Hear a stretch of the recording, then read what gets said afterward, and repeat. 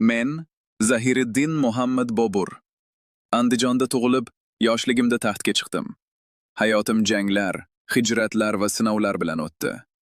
Ammo qalbim she'riyatga oshno bo'lib, ruboiylarimda dardimni, umidimni va sabrimni qoldirdim.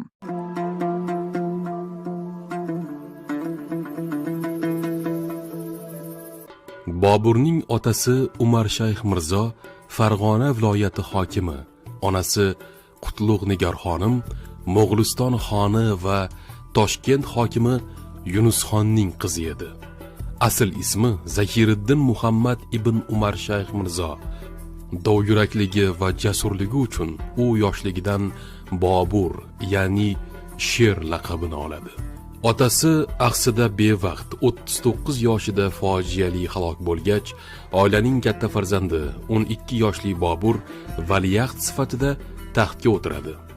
Bobur Afg'onistonda Bog'i Shahroro, Bog'i Jahonoro, O'rtabog', Bog'i Vafo va Bog'i Bobur kabi oromgohlar tashkil etgan.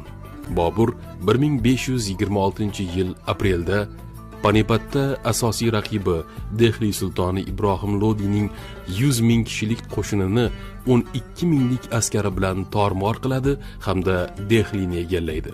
Oradan ko'p o'tmay ikkinchi yirik Hind sarkardasi Rano Sango ustidan ham zafar qozonib, Shimoliy Hindistonning Bengaliyagacha bo'lgan qismini o'ziga bo'ysundiradi.